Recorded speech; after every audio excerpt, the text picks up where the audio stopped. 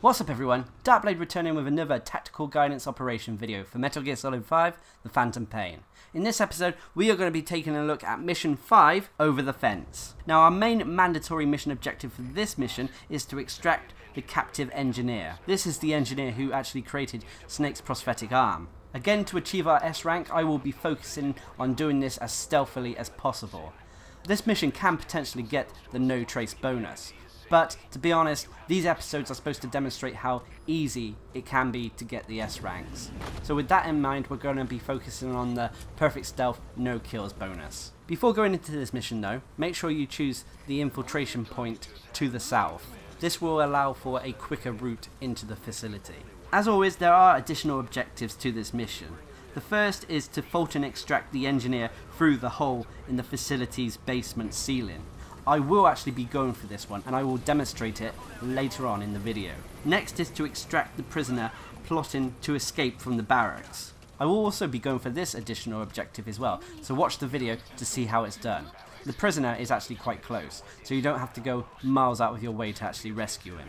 The next is to extract the four-wheel drive patrolling between outposts. Again, this is not a hard one, but it takes a little bit of time to track down the patrolling vehicle. And lastly is to secure the blueprints at the barracks. This one's a little bit tricky as there are a lot of guards patrolling around the blueprint area. And if we're going for the S rank as quickly as possible, it's out of our way. Now as you can see from this video, and the previous one actually, I take advantage of the cracks in the walls to climb up. You can actually get to some very good vantage points and some decent shortcuts if you look for these. If you go in the route I take, you should come across 3 opponents you need to take out. You can potentially sneak past the first 2 if you want, especially if you're going for the no trace bonus, but it is quicker to simply take them out with a tranquilizer weapon. With that being said, all you really have to bring on this mission in order to complete it is a tranquilizer pistol. If you want to be deadly accurate, you can bring a tranquilizer sniper rifle and take them out from afar.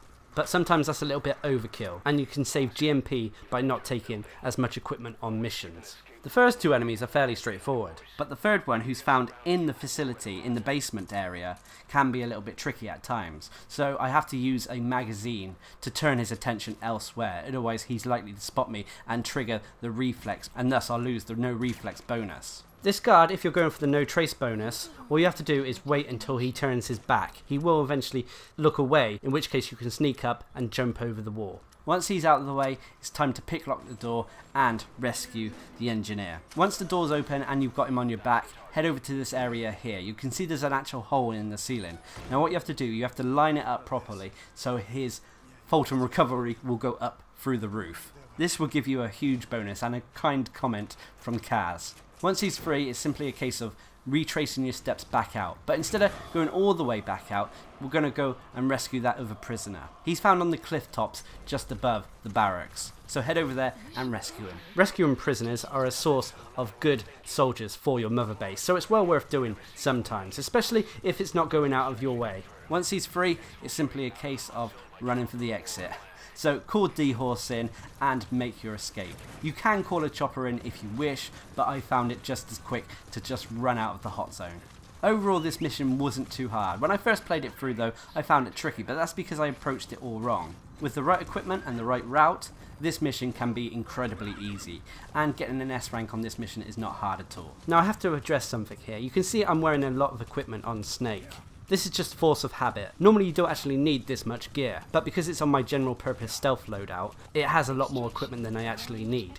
It is a waste of GMP, so if you do have time, sometimes it's better to sort out your loadouts.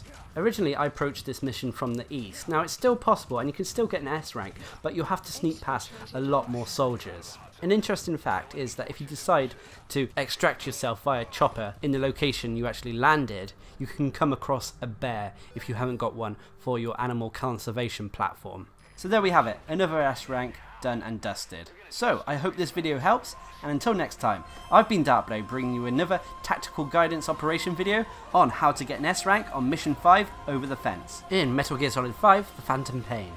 Hope you enjoyed the video, thanks for watching, subscribe and like for more.